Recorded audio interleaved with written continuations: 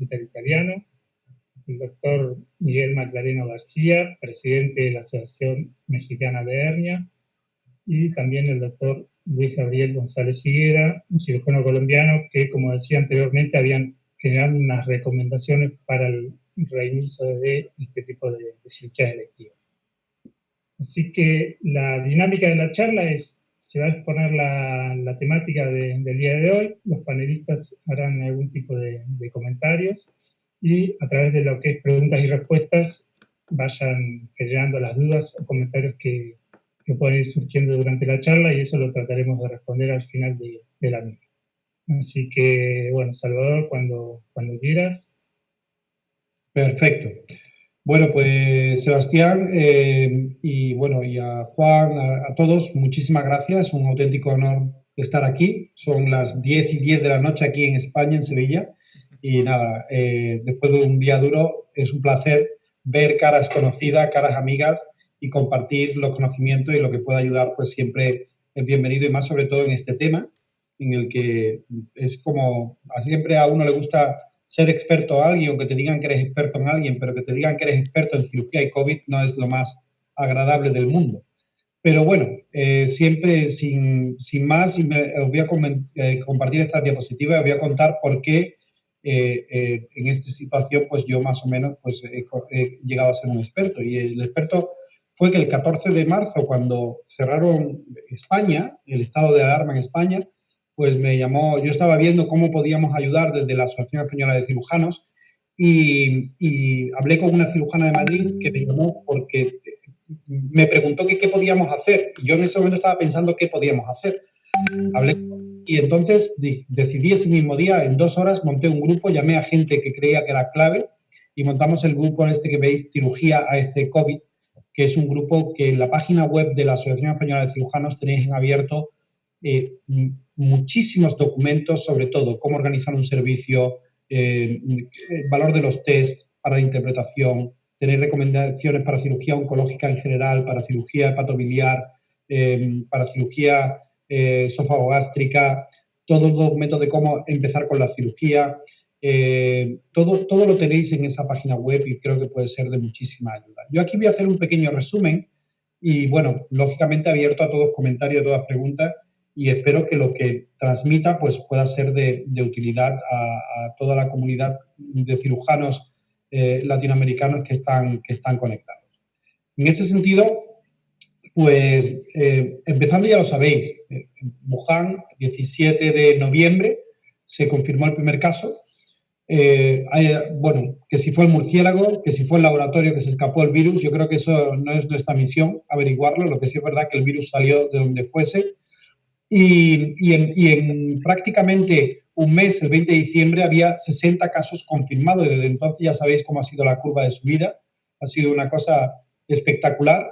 Y al 20 de abril ya había 2,5 millones de infectados y 170 muertos a nivel mundial. Y veis cómo 5 de mayo, 3,5 millones, 12 de mayo, en 7 días, casi 4,5 millones. Vemos que ahora mismo está subiendo a 1 millón por semana en los infectados a nivel mundial. Y aparte, también se habla de los fallecidos. Hay casi 290.000 confirmados a nivel mundial, pero, por ejemplo, hoy salía un artículo que en España hay confirmados alrededor de 25.000 fallecidos por el coronavirus, pero se estiman que realmente hay más de 80.000 fallecidos que no le correspondía. Si analizan las estadísticas del año pasado con este año, con lo cual se calculan que son más de 80.000 los fallecidos solamente en España por el coronavirus. La gran pregunta sobre si realmente, y a mí mis amigos me lo preguntan mucho, esto podía pasar. ¿Alguna vez nos podíamos haber imaginado estar en casa durante 2 meses sin poder salir y con esta situación, sin poder abrazar, expresarnos como somos nosotros?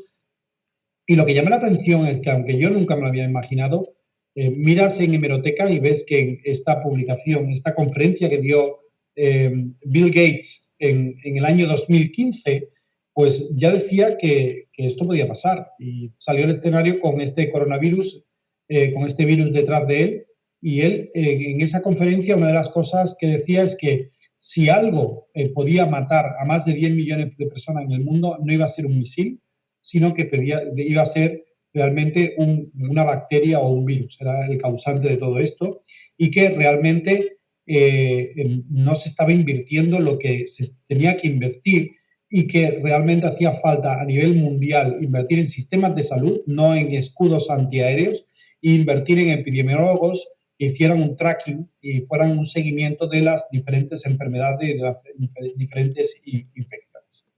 Con lo cual, nadie se lo podía esperar, aunque hubo gente que sí lo analizó y lo vio venir. Pero bueno, ya solamente cuando era una realidad en China, el 9 de febrero, en una encuesta publicada, incluso la gente decía que era todo una exageración, esto de lo del virus y que realmente no iba a llegar a nada. ¿Y dónde estamos hoy? Pues estamos en un mundo diferente donde realmente las prioridades han cambiado, donde ahora en España estaríamos pensando que qué casa me iba a ir, que si me gustaría tener un buen coche, ir bien vestido, pero ahora mismo lo que estamos pensando en qué mascarilla me voy a poner mañana, si la voy a reutilizar, cómo la reutilizo y si esta con las cuerdecitas amarillas es mejor que la otra y me va a proteger mejor a mí y a mi familia. La sociedad ha cambiado, hemos pasado de estos abrazos latinos y estos darnos la mano a estar en sitios diferentes, alejados, y como decía hoy, la semana pasada tuve que operar un cáncer de esófago que estaba infiltrado el pilar, la pleura, y era inoperable, y realmente salir y expresarle a una familia que no puedes operar a su familiar después de haber pasado por la quimioterapia e ir con esa ilusión y no poderle darle la mano, pues realmente son momentos totalmente duros. Y los hospitales han cambiado. Estará la UCI de nuestro hospital en el mes de enero y veis cómo la UCI se ha transformado en relaciones y en material que hace falta, que es necesario para dotarlo. Y también los cirujanos hemos cambiado y es lo que vamos a ver. No hemos llegado a estos niveles, pero sí hemos llegado a tener que trabajar de esta forma tan incómoda, con gafas que se nos empañan, con dobles mascarillas, dobles guantes, bien protegidos para poder sobrevivir. Y esto va a cambiar mucho y hay sistemas que están comercializados muy interesantes, pero realmente los cirujanos, el concepto, yo creo que ha cambiado y va a cambiar en el futuro. La pregunta es hoy, ¿cómo nos enfrentamos a este escenario los cirujanos? Este es el grupo de trabajo que hemos estado trabajando a nivel de la Asociación Española de Cirujanos para crear estos documentos. Y la primera pregunta es, si yo quiero llevar a un paciente a una cirugía, y me voy a centrar básicamente en esta parte en cirugía electiva, yo lo que tengo que tener claro es, primero, qué debo operar y segundo, cómo debo llevar a mis pacientes preparados a quirófano. Sobre qué debo operar, lo que hay que primero analizar, y esto es lo primero que desarrollamos dentro de la AEC, es un estado de los diferentes escenarios donde me puedo encontrar. Porque dependiendo del escenario, nosotros vamos a decidir qué tipo de procedimiento debo hacer o no debo hacer.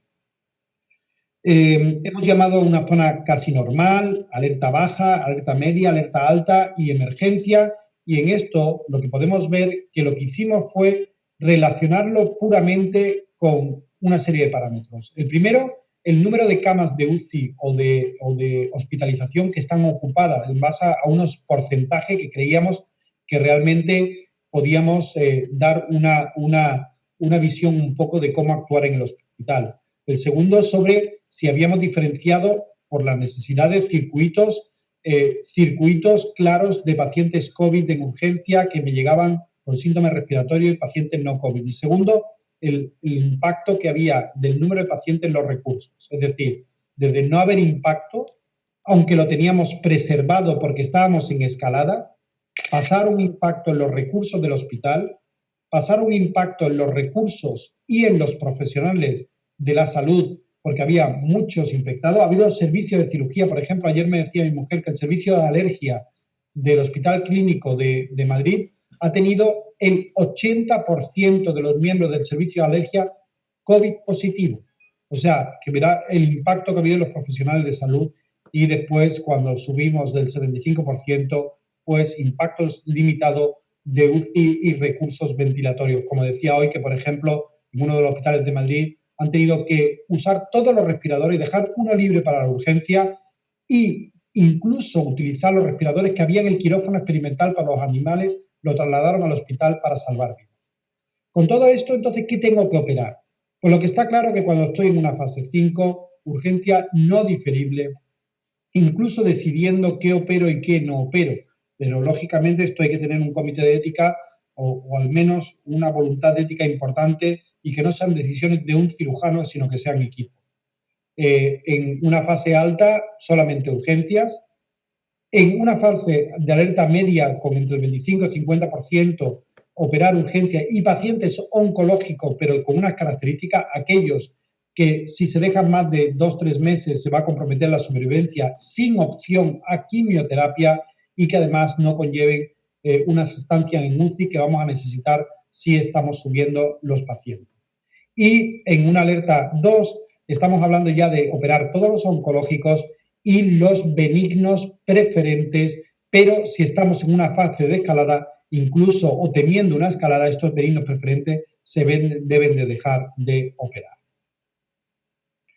Con respecto, una vez decidido ya que sé exactamente que voy a operar, ¿cómo voy a operar a mis pacientes? Bueno, el tema clave es si tengo un paciente que voy a operar negativo, un paciente que no hay sospecha de COVID, y lo que hay que tener en cuenta es este gráfico. Este gráfico creo que es tremendamente importante porque nos dice que el 30% de los pacientes que son COVID positivos son asintomáticos y altamente contagiantes. Con lo cual tiene una capacidad de infectar muy alta sin tener ningún síntoma. Y el tema es que este tipo de pacientes debemos identificarlo, porque si posteriormente se detecta que es positivo, una vez intervenido, va a haber una infección masiva de los profesionales de salud y esto va a hacer que se expanda el virus dentro del hospital a otros pacientes y a otros profesionales. Y no solamente eso, sino a la comunidad cuando volvamos a casa, y que además que hay estudios que demuestran claramente que hay muchas más complicaciones en el posoperatorio en un paciente que se opera sin saber que es positivo y posteriormente se descubre que es positivo, con lo cual es importantísimo detectar al paciente. ¿Y cómo detecto a este paciente? Bueno, lo primero, yo creo que el screening preoperatorio hay que basarlo básicamente en una historia epidemiológica importantísima y una historia de síntomas típicos y atípicos. Hay que hablar con el paciente, hay que explicarle esos síntomas respiratorios, fiebre, los síntomas abdominales que también se han relacionado, síntomas como anosmia, pérdida de gusto, conjuntivitis, alteraciones cutáneas, y hay que hacer una buena historia clínica con un checklist para ver la historia de contactos del paciente y para ver la historia epidemiológica. Y esto ayuda mucho a detectar este tipo de pacientes. Y por otro lado, lo que nos preguntamos es qué tipo de test. Está la PCR, problema de la PCR, lo sabemos todo y nosotros lo hemos tenido y de forma importante es que, número 1, hay poca disponibilidad, número 2, tarda. Test rápido, problema que tienen, una sensibilidad bajísima. Serología, han mejorado muchísimo y están aumentando la sensibilidad de las serologías en sangre y realmente parece que nos van a ayudar y ahora lo veremos posteriormente. Y si no tenemos nada, las pruebas de imagen pueden ayudar y dentro de las pruebas de imagen está la ecopulmonar y el TAC torácico como armas importantes para detectar a estos pacientes. De hecho, la Sociedad Española de Radiología Médica estableció claramente que es mucho mejor un TAC que una radiografía simple, hasta el punto que la Organización Mundial de la Salud del 17 de febrero consideró criterio diagnóstico, aparte de la PCR positiva, tener imágenes sugestivas en el TAC de tórax, lo cual le da una alta sensibilidad. Y esto es debido a que el 50% de los pacientes muestran lesiones en el parénquima en los primeros 2 días de infección y hasta el 90% entre el día 3 y el día 5. Y si tenemos en cuenta que entre el día 3 y 5 el 90% muestran lesiones, pero la PCR tiene un 30% de falso negativo en muchas ocasiones, pues lógicamente hay que valorar qué tiene más valor y lógicamente si no tengo PCR, pues una opción muy válida. Este es el esquema que va a salir publicado por el Ministerio de Sanidad, espero que en 48 horas. Hemos trabajado 5 sociedades científicas de enfermería quirúrgica, preventiva, infeccioso, anestesia y cirugía, y al final esto es lo que se recomienda ahora en la fase de desescalada que estamos viviendo en España para identificar a los pacientes. 14 días antes, como decía, cribado clínico y epidemiológico, muy importante, y se le hace una serología, pero una serología en sangre cuantitativa con IgM e IgG. Si sale la IgM positiva, el problema que tiene es que tiene una alta tasa de falsos positivos, con lo cual lo que se tiene en cuenta básicamente es la IgG. Si la IgG es negativa, seguimos y 72 horas se hace al paciente un nuevo cribado epidemiológico junto con una PCR antes de quirófano. Pero si esa serología que hemos hecho 14 días antes, la IgG positiva, seguramente sea una infección resuelta. Y si decimos, bueno, pero es que puede estar recién resuelta y el paciente puede ser infectar todavía. Bueno, pero hay que tener en cuenta que con esos 14 días da tiempo a que el paciente sea la PCR negativizada, con lo cual se puede obviar la realización de una PCR. Pero en todo esto, en España, en la fase de desescalada se está recomendando la realización de la PCR. Existen escenarios donde no tenemos esa PCR y tenemos serología, con lo cual seguimos haciendo el mismo esquema. La única diferencia es que 24 o 48 horas, si no tengo la PCR, me baso en los screening clínico-epidemiológico, en la serología y en los pacientes de alto riesgo quirúrgico, ASA4, pacientes oncológicos, le hacemos un TAC de toros antes de la cirugía.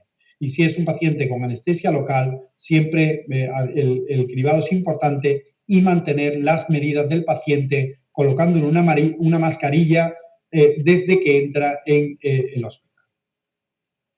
Al final, nosotros vamos a tener un paciente positivo o sospechoso, porque el sospechoso lo tenemos que considerar como positivo, o un paciente negativo. La gran pregunta es, una vez diagnosticado el paciente, el abordaje laparoscópico. Esto ha dado mucho de sí, fundamentalmente si vemos las recomendaciones de la Sociedad de Laparoscopia de UK e Irlanda, llegaron a recomendar hace un mes de que no se debía hacer laparoscopia y rectificaron 2 semanas más tarde con un documento diciendo que si la laparoscopia merecía la pena, había que hacerlo. Os voy a contar un poco sobre el tema del abordaje laparoscópico. El SARS-CoV-2, el virus que produce la pandemia COVID-19, es un patógeno respiratorio que se detecta en el tracto superior y en el tracto inferior, pudiendo provocar aerosoles y pequeñas gotas. Por eso es importante la mascarilla y el distanciamiento social, y gotas grandes que se depositan, y por eso es tan importante el lavado de manos. Eso está claro. El gran problema ha sido qué pasa con el aerosol que se produce en el neumoperitoneo. Ese es el gran problema. Lo que hay que mirar es, cuando yo estoy haciendo un abordaje laparoscópico, de dónde puedo crear partículas y aerosoles. Lo puedo crear del humo, lo puedo crear de la bilis, lo puedo crear de la sangre, de heces si abro el tracto digestivo, o del líquido peritoneal. Y esto es lo que vamos a analizar ahora. El humo. Si vemos todas las recomendaciones, dice minimizar el uso de energía. Yo, señores, yo no sé minimizar el uso de energía. Yo no sé operar sin bisturí eléctrico, sin otra fuente de energía.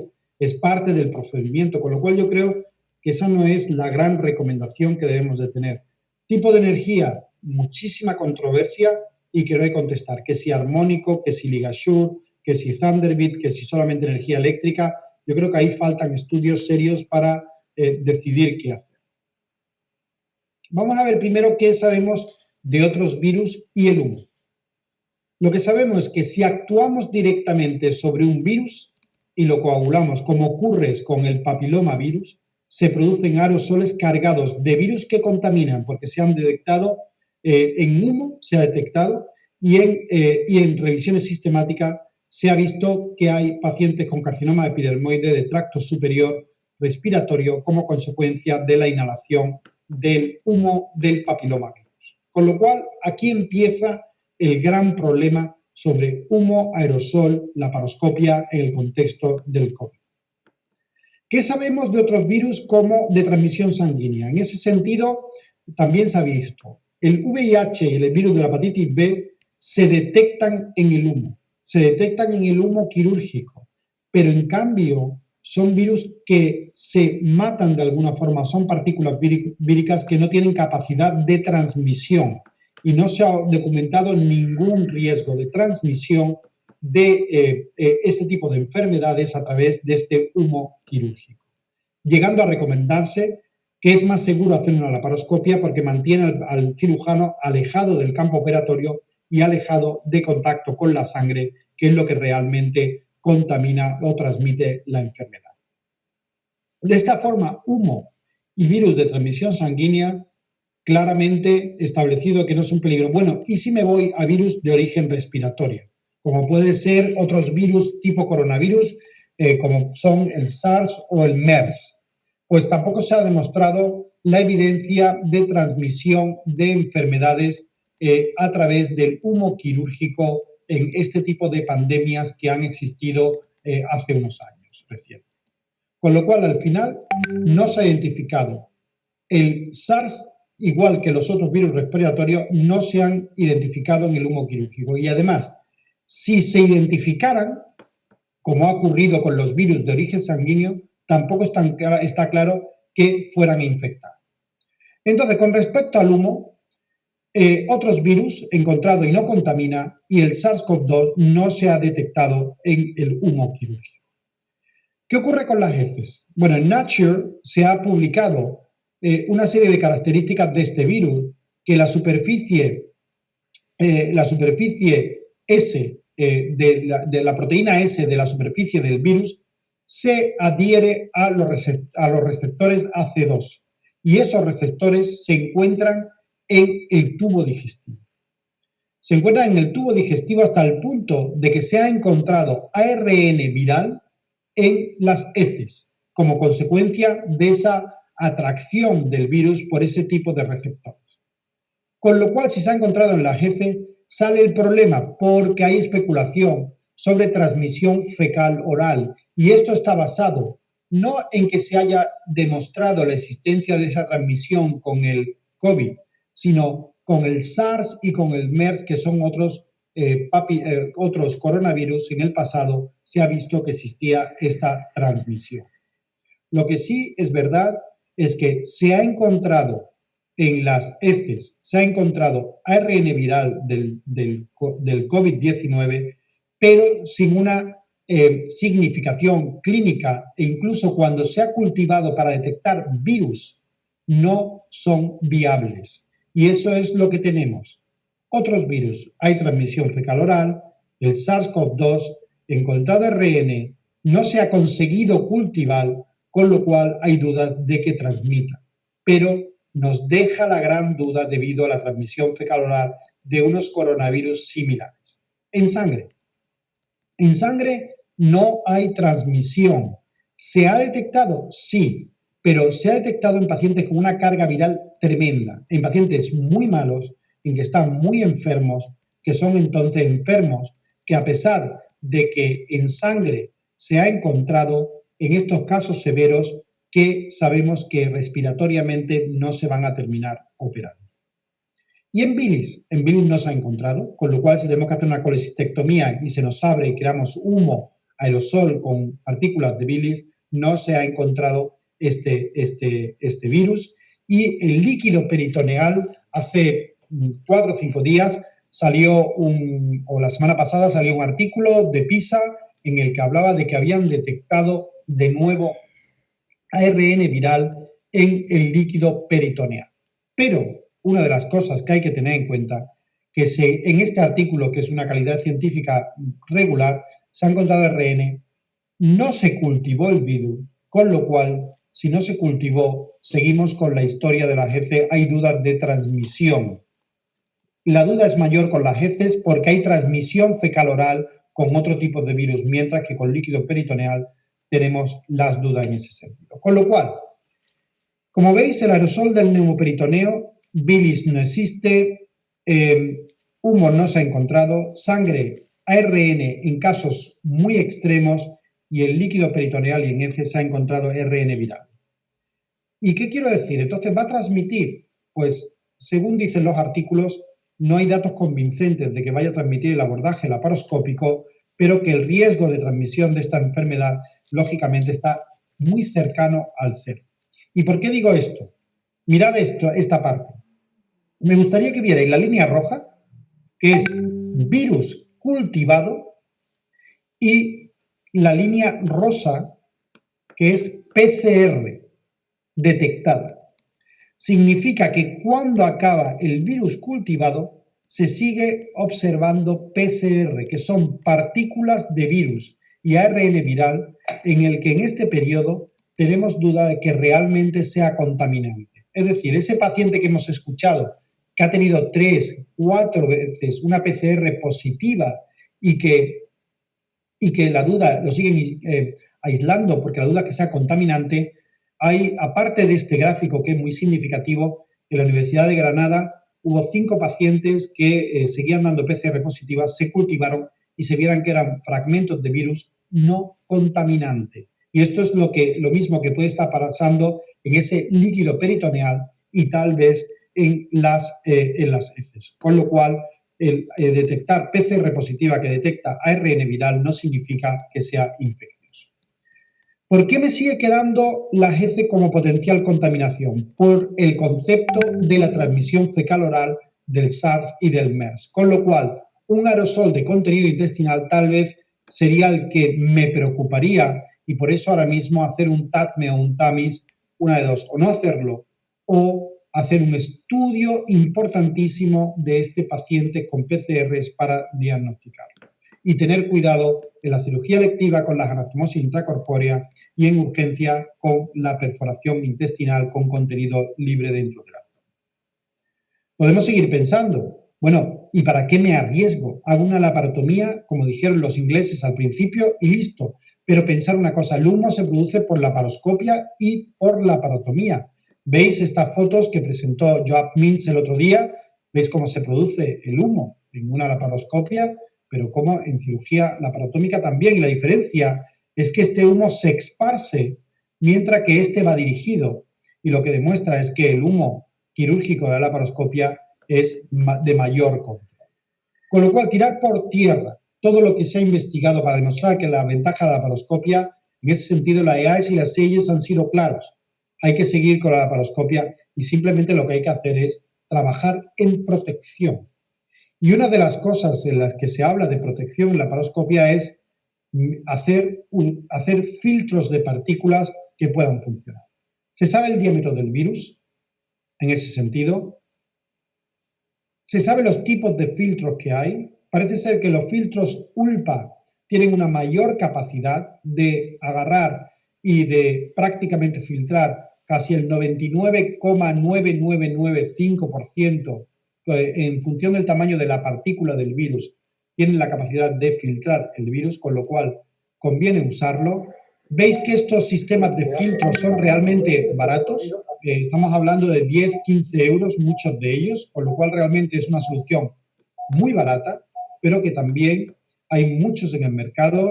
Airseal existen sistemas de Stores, de Olympus, de Striker, muy buenos filtros ULPA, pero que si hay que ir también podemos ser a sellos de agua con lejía diluido y hacerlo baratos y a nivel manual, caseros, en el hospital para solucionar el problema y hay muchos sistemas publicados en redes sociales y en internet.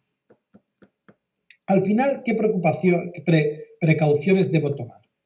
Filtros ya lo hemos visto. Con respecto a los EPIs, sin duda hay que usarlo en los pacientes positivos.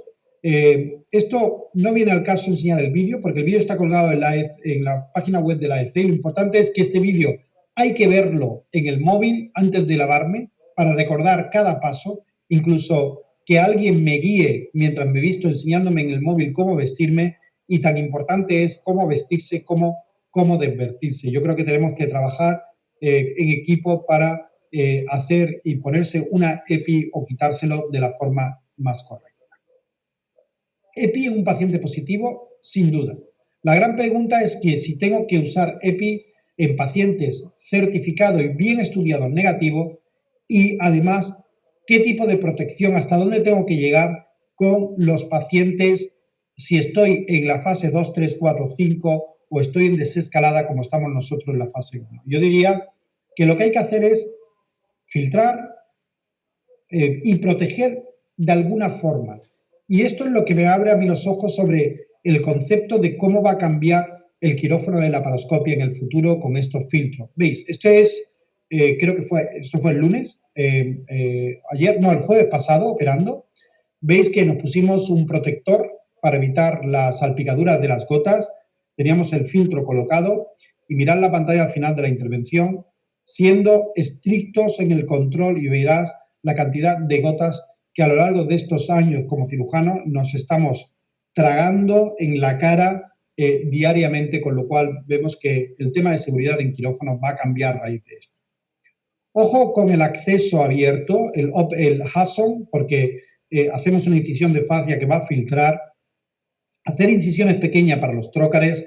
Los trócares sellados con balón son muy herméticos y evitan fuga, y los trócares con estrías y de doble válvula son mucho más útiles a la hora de evitar fugas. Aspirar el neumoperitoneo antes de vaciar. Ojo con la extracción de pieza y trabajar con baja presión de neumoperitoneo para evitar la salida del neumo. Y además, valorar, y de esto realmente yo me he leído todo, son todo opiniones de expertos, no hay nada, la energía que disminuya el humo y la producción de partículas, podemos pensar en algunos, pero realmente no me atrevo a decir nada. Son opiniones de expertos, pero hay que tener en cuenta.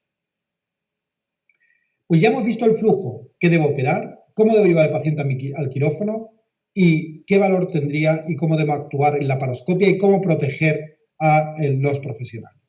Y en urgencias, ¿qué hago? Estas diapositivas están en inglés, perdonadme. Lo primero que hay que tener en cuenta es que el cribado epidemiológico y clínico tiene que ser igual. Y también una cosa importante, hay síntomas digestivos relacionados con COVID. Se están viendo isquemias mesentéricas relacionadas con COVID y crisis de dolor abdominal relacionadas con COVID. ¿Cómo distingo una manifestación sistémica de COVID de una sepsis intraabdominal? Pues es viendo un aspecto importante también en la analítica. Hay una diferencia. En la sepsis bacteriana aumenta el número de células de leucocitos, no en el COVID. En el COVID hay una neutropenia y hay una linfopenia y no hay neutrofilia, hay linfopenia junto con plaquetopenia. Los D-dímeros están elevados, teniendo una procalcitonina normal, pero en cambio la proteína C reactiva sí va a estar elevada en los dos casos. Con lo cual esta analítica tipo COVID en urgencia puede ayudar a ver qué tengo delante. ¿Tengo que hacer un screening? Sí. ¿Problema de la PCR? No hay tiempo. Nosotros estamos haciendo PCR en urgencia ahora mismo en el hospital. Nos está tardando una media creo que la media estaba establecida en 6 horas con 32 minutos. Es la media que tenemos ahora mismo. Es lo ideal, pero el problema del tiempo, y sobre todo cuando me decía Juan Pecol que si tiene que ir a un sitio centralizado fuera del hospital, prácticamente hace imposible la realización de PCR en urgencia. El FASTEC tiene una altísima falsos negativos, con lo cual no le doy valor. Y creo que en urgencia lo que hay que valorar es TAC, si lo tengo disponible, si no, formarnos en ecografía de tórax con unos tutoriales que hay en la página de la EAES y las SEIES para ver datos significativos de COVID. Y lo que hacemos nosotros y lo que hemos hecho mientras no teníamos PCR, si le íbamos a hacer alguna prueba de imagen al paciente, decíamos que tiraran hacia arriba e hicieran un TAC de tórax de cribaje a los pacientes que hemos operado. Y la gran pregunta, ¿debo cambiar mis indicaciones? En un paciente negativo se ha propuesto dar antibióticos a la apendicitis incipiente, tratar la colecistitis sin operar y todo ese tipo de cosas. Yo creo que no hay que cambiar las indicaciones. Solamente si acaso en un paciente COVID negativo había que cambiar las indicaciones en la fase 5, en donde tengo que hacer un triaje. Y ahí es donde tendríamos que decidir. Si el paciente es positivo y es un COVID positivo, independientemente de la fase, de nuevo surge la pregunta si cambiar las indicaciones. Y aquí podríamos levantar un debate y no hay datos. Y yo creo que es diferente completamente tener un paciente respiratoriamente sintomático que asintomático para decidir qué hacer. Los pacientes ya han sido operados y hay un dato muy importante. Lo he operado arreglado, lo he operado de urgencia y el concepto de closing the back door. Este concepto es el concepto de que no se nos cuelen pacientes, a pesar de con un cribado estricto o con menos cribado porque no tengo los medios necesarios, pero al menos que no se me cuelen. Yo tengo que hacer esos cribados epidemiológicos, clínicos. Puedo operar al paciente convencido de que es negativo, pero al final, ¿qué ocurre? Que a pesar de ese screening preoperatorio, como lo hayamos hecho, el tema es que hay que hacer un screening cada mañana. Nosotros lo que hacemos es que hay que hacerlo porque el paciente, primero, puede tener una infección y que el screening haya sido negativo, pero que realmente tenga la infección, o que el paciente en el circuito intrahospitalario se haya contaminado. Con lo cual, es muy importante establecer circuitos como hacemos nosotros, que a las 8 de la mañana o 7 de la mañana los residentes van a las plantas, preguntan a enfermería si hay algún síntoma típico de COVID en algún paciente hospitalizado. Si les dice que sí, van a ver ese paciente. Si ese paciente parece que es COVID, se identifica y se llama al departamento de infeccioso, se hace una PCR y se aísla el paciente. Y este es el mail de Andrea Pietravisa, el día que, 2 días después de poner en marcha este protocolo de Closing the Back Door, identificó el primer paciente que era COVID positivo, que podía haber hecho que el hospital hubiera sido un caos porque se hubiera colado dentro de la hospitalización de cirugía. En definitiva, son medidas que tenemos que llevar a cabo todos juntos. Trabajando todos juntos podemos combatir este virus, pero esto de todos juntos, yo creo que el distanciamiento social es importante y hay que concienciar a los profesionales. Yo he tenido algún encuentro con ciertos profesionales que me lo he visto en la sala donde tomamos café, que es amplia, pero sin mascarilla, a menos de 1 metro, hablando, y eso es lo que no podemos consentir. Yo creo que intrahospitalariamente tenemos que ser muchísimo más estrictos entre nosotros, trabajar juntos para luchar contra el virus, pero a la misma vez mantener las reglas de seguridad. Yo creo que aquí estamos todos luchando, todos para vencer a esta pandemia. Cada mente suma y es tremendamente importante trabajar en ese sentido. Y si me permitís, anunciaros que en la adaptación del tiempo, el tiempo de crisis, tiempo de unir fuerzas, pues incluso el Congreso Europeo de Hernia, que tenía que haber sido la semana pasada, pues vamos a hacer un congreso virtual a finales de mayo, que esperemos que todos vosotros os podáis unir y conectaros. Pues muchísimas gracias.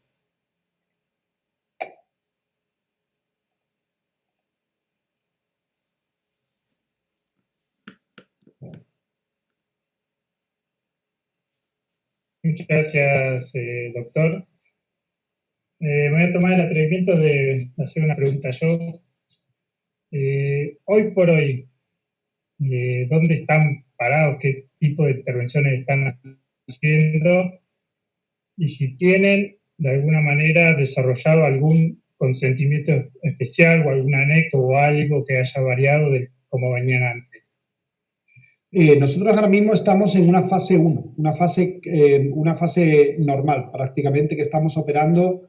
Hemos pasado de la semana pasada y la anterior a operar nada más que benignos preferentes, y esta semana hemos pasado a operar todo tipo de benigno, de patología benigna. Hemos puesto en marcha la CMA, hemos puesto en marcha pacientes con patología benigna, hernias, colecistectomías y todo tipo de procedimientos.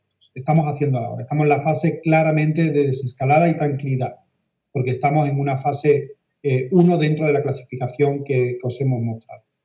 ¿Qué están haciendo en Madrid? Pues en Madrid están ahora mismo en muchos hospitales en una fase 3, con entre el 25 y un 50% de camas ocupadas por pacientes oncológicos, pacientes COVID, y están operando los pacientes oncológicos que tenían acumulados porque han estado prácticamente 1 mes sin operar absolutamente nada. Como veis, la situación epidemiológica es muy importante analizarlo, si estoy en escalada, si estoy en desescalada y en qué situación está mi hospital para tomar decisiones. Bien, y en cuanto al consentimiento... ¿Alguna adaptación? Sí. Nosotros le damos el consentimiento estándar, pero a todos los pacientes le estamos dando un documento que, si entras en la página de la AEC, hay una propuesta de documento de consentimiento informado que le damos a los pacientes. Yo a los pacientes le hago el cribado yo personalmente, les explico en qué consiste el cribado, qué le estamos haciendo, y le informo de que tienen que ser conscientes de que hay una pandemia activa y que existe un riesgo, que si lógicamente dentro de 14 días, cuando yo le voy a proponer la cirugía, veo que está aumentando el número de contagios, voy a anular la intervención, pero que esto puede pasar en cualquier momento y el paciente tiene que asumir que se opera. La respuesta del paciente, sobre todo cuando es benigno, es que ¿por qué no se opera dentro de 2 meses? Y yo le digo, mira, es que yo no sé cómo vamos a estar dentro de 2 meses. Con lo cual, yo no puedo dar un consejo. Entonces, es una decisión personal, pero yo tengo que hacerte partícipe y firmar que estás de acuerdo operándote en las circunstancias que estamos y que estás perfectamente informado de todo esto. Y entonces yo le doy el consejo, lo imprimo de la página web de la Asociación Española de Cirujanos y se lo doy al paciente. Doctor Pecol, un comentario. Sí, Salva, buenísima la presentación como siempre. Primero agradecer nuevamente todo lo que ha hecho la Asociación Española de Cirugía, que nos ha servido muchísimo de entrada a nosotros, porque realmente para nosotros fue muy rápido lo que pasó y no queríamos que llegaran las imágenes de España acá, estábamos muy asustados y como te decía, hubo un momento que nosotros no sabíamos en qué fase de la pandemia estábamos y eso es muy complejo y nos llevó a tomar distintas decisiones, con lo cual yo creo que lo primero que aprendimos es tratar de definir en nuestro hospital dónde estamos parados, en qué momento de la pandemia. Y a nosotros nos cambió muchísimo eso, como te decía, el ser independientes para hacer la PCR en nuestros propios pacientes y de tener 70 pacientes internados sospechosos, quedamos con 15, con lo cual nos cambió la etapa y el manejo de las circunstancias. Hay que saber que la PCR, que se le da tantos falsos negativos, los falsos negativos, la primera relación que tienen es cómo se obtiene la muestra. Y por eso hay que preparar profesionales que se dediquen nada más que a eso, y eso hace que hoy la seguridad de la PCR en nuestro hospital sea del 98%, lo cual nos da mucha tranquilidad de que si un paciente tiene PCR negativa,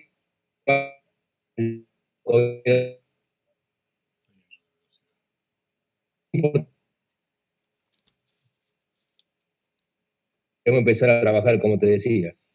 Y respecto a la laparoscopía, yo fui muy precavido acá y la primera decisión que tomamos, como no se sabía nada, era parar la laparoscopía hasta ver qué pasaba.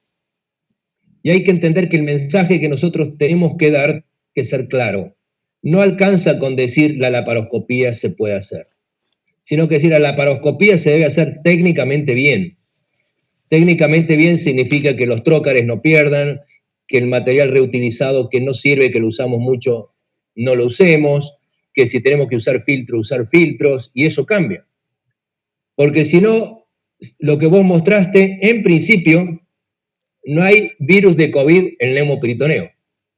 Sin embargo, las precauciones técnicas que tomamos es porque todos sospechamos que puede estar.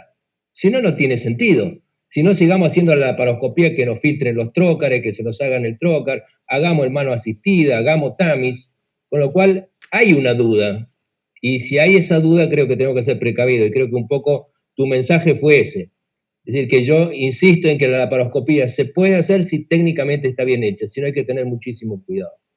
Y eso pasa porque no tenemos estándares en Latinoamérica y por ahí me podrán confirmar los otros colegas. Pero trócares con balones no todos tenemos, las tuerquitas no andan bien, las válvulas están rotas por cuestiones económicas, entonces hay que tener muchísimo cuidado, ¿no? Y a ver, había algo más que quería comentarte. Y es que el asunto de la información, como vos comentabas, la información hoy es toda nivel 4, nivel 5. El COVID mató a la medicina basada en evidencia. Hoy por hoy, lo que me dice un compañero es lo que tomo en cuenta. Tus consejos los tomo y son, digamos, son opiniones de expertos, ¿no? Pero es lo único que hay. Así que yo agradezco muchísimo todo lo que han hecho por poder ayudarnos en esta situación y nos va a ayudar a manejarnos mucho en nuestra contabilidad. Así que muchas gracias, Salva. Ha sido un placer. Muchas gracias, Juan, por tus palabras en mi nombre y en el nombre de todo el equipo en España, esos 16 cirujanos que hemos estado trabajando sábados, domingos y a todas horas para sacar toda esta documentación, que estamos muy contentos y muy orgullosos de que haya sido de ayuda en toda Latinoamérica. Muy bien, doctor Magdaleno García, ¿como algún comentario de México? Pues gracias, bienvenido y gracias por el aporte, doctor Salvador Morales. Hemos estado seguimiento al trabajo desde un inicio y ha sido una excelente evolución. Digo, desde como se comentó, intentar dejar todo para las urgencias, evitar la cirugía laparoscópica, pero quizá a lo que nos está llevando esto es a llegar a las bases. ¿Por qué? Porque nos estamos dando cuenta que esos ahorros o suboptimización, reutilización de los trócares, fugas, la misma manguera con pseudoesterilización, etcétera, pues nos va a llevar a un cierto factor de riesgo para el paciente y para nosotros y el equipo quirúrgico. Creo que la nueva normalidad, como se ha dado a llamar, nos tiene que llevar a esos factores de seguridad y a lo mejor vamos a llegar a hacer una semaforización de esos pacientes de riesgo. A lo mejor el de bajo riesgo, riesgo intermedio o sospechoso, y el de alto riesgo o confirmado. No sé, salvo la mejor opinión, pero creo que esto llegó para quedarse y va a dar un parteaguas y un antes y después del COVID. Acá en México, como platicábamos antes de salir de inicio, estamos todavía en la fase ascendente, no hemos llegado a un pico máximo, se está intentando planear el reingreso, quizás sea por zonas, quizás sea por procedimientos. En medio institucional y privado creo que va a regresar con un auge importante la no hospitalización o la hospitalización corta, pero bueno, todo eso es evidencia a corto. Hay quienes piden estudios evidencia 1, en este momento no los va a haber, a menos de que haya situaciones especiales, autopsias, y aún así está muy en debate. Pues muchas gracias por darme oportunidad de comentario y hasta ahí creo que seguiremos el comentario. Creo que lo que dice Miguel es justo. Va a haber un antes y un después en seguridad. Mira, yo en el año 96, creo que fue, que era residente de tercer año, me fui con Nat Soper en Estados Unidos a ver las primeras laparoscopias que se estaban haciendo. Y recuerdo que Nat Soper, al salir de quirófano, le sacaban sangre, un test para evaluar el efecto del humo en gases. Y yo de vez en cuando me viene a la cabeza decir, ¿qué pasó con esos estudios? Y ahora lo he mirado y he revisado y hay estudios que llegan a decir que una laparoscopia prolongada puede contaminar como un cigarro. Estamos hablando de contaminación de humos, del humo quemado. Con lo cual, si nos metemos en el mundo del virus, todo va a cambiar. Y la imagen que yo he puesto de la pantalla te demuestra que eso fue una laparoscopia haciendo las cosas medio bien. Con lo cual, yo creo que la realidad de un quirófano de laparoscopia, como bien dices, va a cambiar en ese sentido y va a evolucionar. El ser humano tiene un problema, que cae 2 veces la misma piedra y olvida, pero vamos a ver si no olvidamos de muchos mensajes que estamos aprendiendo aquí. Así es. Muy bien. Luis Gabriel, ¿cómo están en Colombia? Hola, muy bien, gracias. A ver, te cuento. Toda la información respecto a COVID fue apabullante, llegó como una ola, nos generó muchísima incertidumbre. Hay que crear conciencia de que pues esta es una enfermedad nueva de la cual todos estamos aprendiendo. Y es tan variable que fíjate que el comportamiento que vemos en Europa es muy diferente al que vemos en el mundo occidental. Y parte de este aprendizaje pues es por ejemplo, esta actividad que estamos teniendo. Salvador, excelente la charla. La he visto varias veces, cada vez me gusta más, muy buena. Algo que ya habíamos mencionado de pronto al inicio de la charla es que las fases que muestran en la diapositiva, Salvador, de los diferentes niveles de alerta, ¿sí? Yo pienso que pues no se cumplen de manera homogénea en toda nuestra geografía. Hay zonas rurales que no tienen COVID y pues afortunadamente pues ellos no tienen limitación para la actividad quirúrgica. En grandes centros, en Bogotá, en mi hospital, no tenemos todavía, no hemos salido de la fase 1, estamos con menos de 15% de ocupación de pacientes COVID y pues se está haciendo la cirugía oncológica, no se ha parado el programa quirúrgico. Las 6 semanas anteriores se suspendió toda actividad quirúrgica que no fuera oncológica, pero ya con el documento que se publicó ayer, que son las guías de la Asociación Colombiana de Cirugía, varias entidades van a empezar a reabrir la actividad quirúrgica. Hay algunos sitios donde tienen la opción de tener algunos quirófanos pequeños para procedimientos menores, ¿sí? Que pues no, parte importante es el tamizaje, algo que a lo cual no le dábamos mucho valor, que es ese cuestionario con unas preguntas definidas. Yo pienso que en este momento cobra un valor grandísimo, máxima que pues no todo el mundo tiene disponibilidad de las pruebas, ¿sí?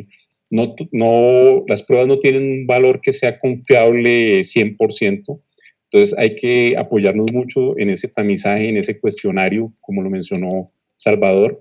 En los sitios donde estén disponibles las pruebas, pues hay que practicarlas, ¿sí? Pero que la prueba no sea una limitante para reactivar una actividad quirúrgica. Nuestra realidad de América Latina es muy similar desde el Río Bravo hasta la Patagonia, ¿sí?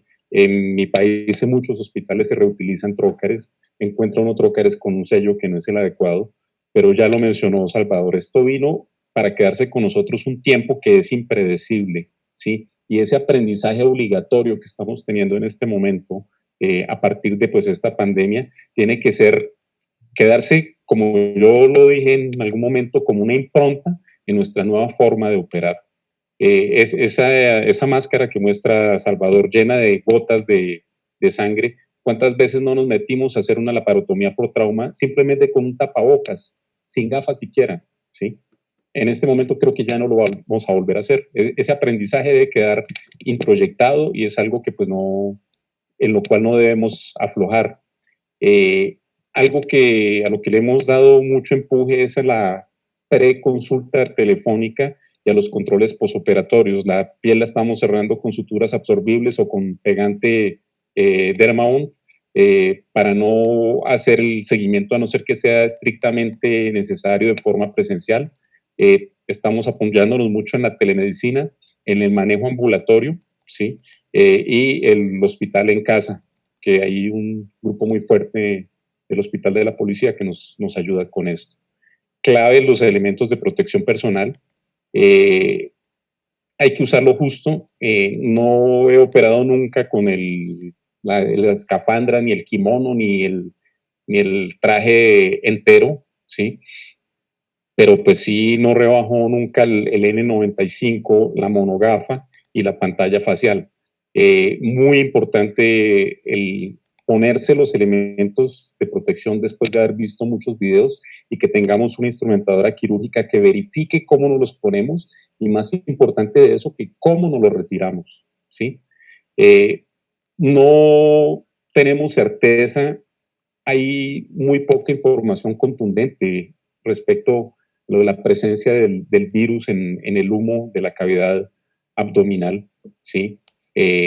Algunos procedimientos los estamos haciendo abiertos, otros los estamos haciendo laparoscópicos, pero pues teniendo en cuenta todas las medidas de seguridad. Alguien preguntaba en el chat de los filtros. Lo ideal pues es, si tienen uno la disponibilidad, comprar los filtros que ya Stryker, Medtronic, varias casas, Olympus los están distribuyendo. Si no tenemos esa posibilidad, hay varios sistemas artesanales.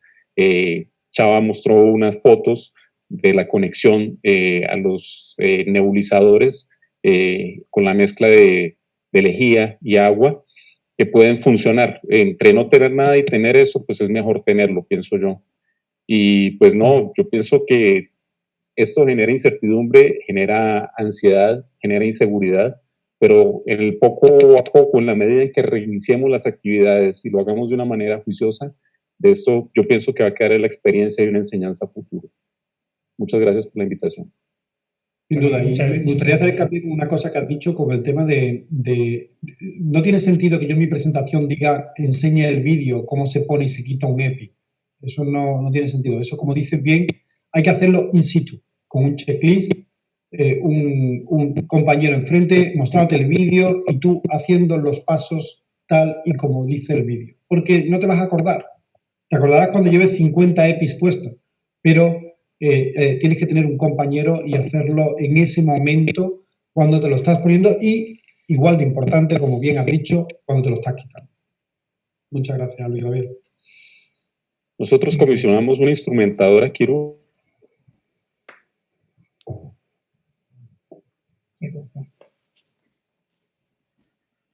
Claudio, ¿algún comentario?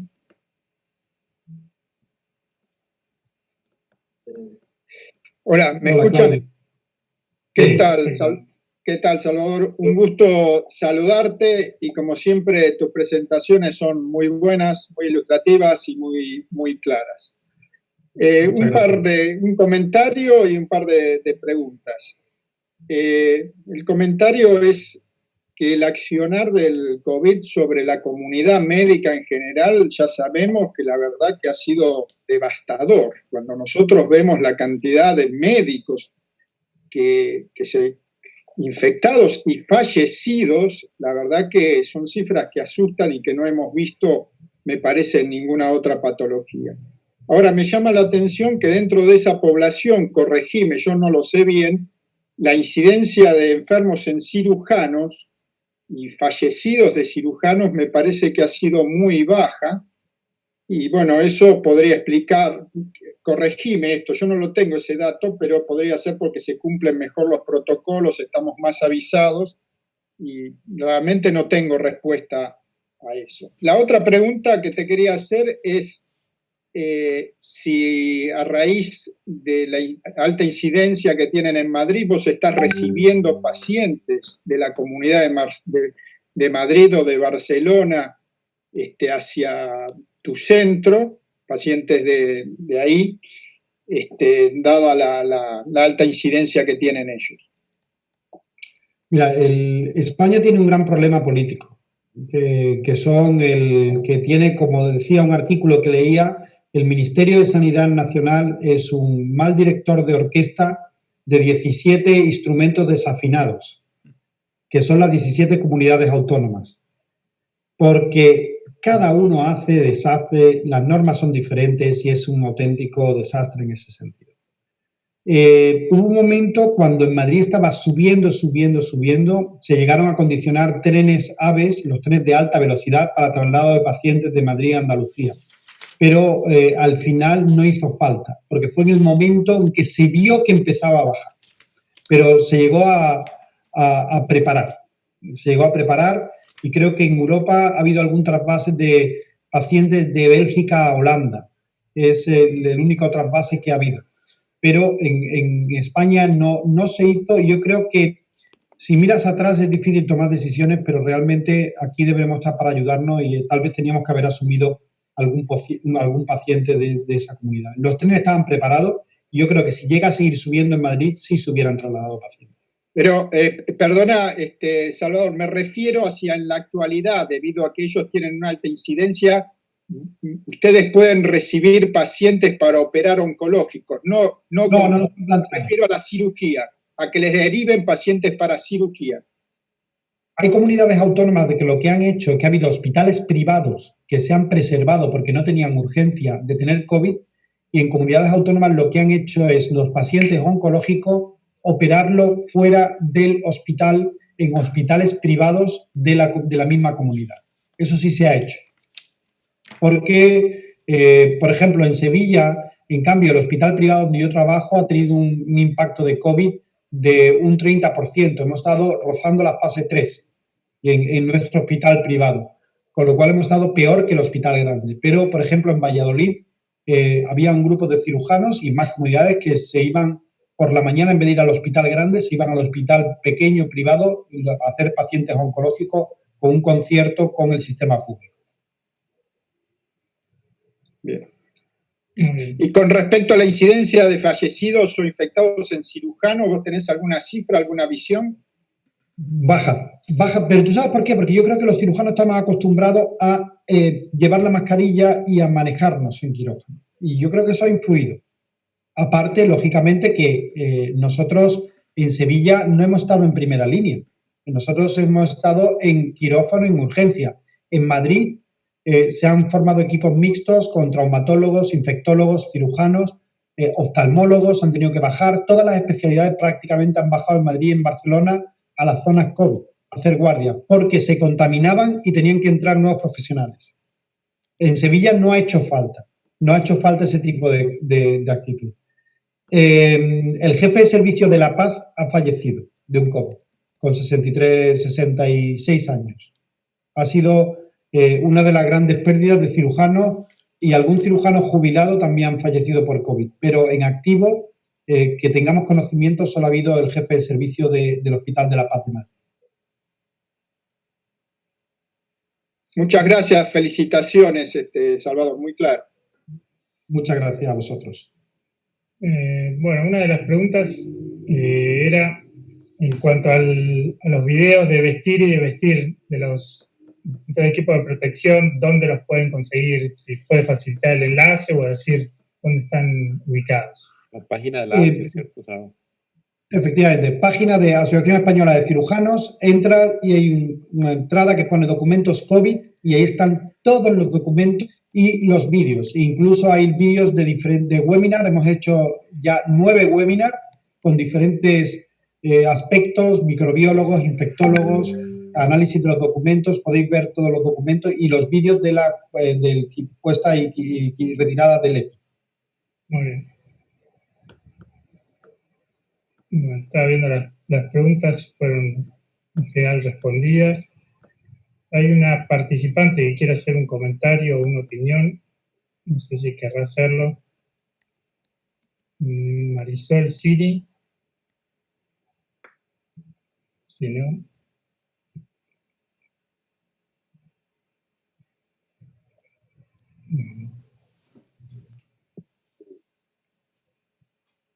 Bueno, estaba viendo, no quiere responder. Bueno. Preguntaba en el Congreso Online que he dicho, ese es el... Sí, eso. Sí, eso está en la página web de la European Hernia Society. En la EHS, la Sociedad Europea de Hernia, entráis y hay un link de comunicación con el EHS 2020 Virtual Congress. Y allí hay un link de conexión. Okay. Bueno, creo que no hay ninguna otra duda, con ningún comentario que haya surgido. La verdad que fue sumamente abarcativo en todas las posibles chances de tanto cirugía electiva como de urgencia, qué hacer o no hacer. Se vio en general cómo estamos acá en Argentina, en México, en Colombia y en general en toda Latinoamérica. La verdad que muchísimas gracias por estar. Ustedes ya son más de las 10 de la noche allá y la verdad que hay que estar y tomarse el tiempo de poder brindarlo esta charla. Así que bueno, muchísimas gracias a todos los que participaron, a todos los panelistas, muchísimas gracias. La verdad que es un placer. Y bueno, Salvador, a vos te vamos a estar viendo nuevamente la semana que viene para ahí sí hablar un poco de cirugía de pared abdominal. Perfecto, gracias a vosotros, ha sido un auténtico placer compartir este tiempo y saber que podemos colaborar y que ayudamos. Es la gran satisfacción para mí y para todos los cirujanos españoles con todos estos documentos. Realmente es una satisfacción saber que hemos colaborado. Y compartir conocimientos, siempre se aprende cada vez que nos conectamos y hablamos. Cualquier comentario vuestro siempre realmente me hace aprender más y es muy enriquecedor. Muchísimas gracias. Bueno, gracias a todos ustedes. Gracias, Sebastián, por la invitación. Un saludo al profesor Brandi. Chao. Gracias. Gusto. Bueno, muchas gracias. Un gusto. Estamos bien, ¿verdad? Saludos, gracias por la oportunidad de la participación y de parte del doctor Juan Carlos Mayagoitia una disculpa porque no pudo entrar al Zoom. Él está viendo por Facebook. Les manda saludos a todos. Doctor Salva, doctor Claudio, doctor Juan, Gabriel. Gracias. Sebastián. Un abrazo. Gracias. Y Bueno, un abrazo a todos. Feliz tarde. Para el nuevo, la nueva novedad. Hasta luego, saludos.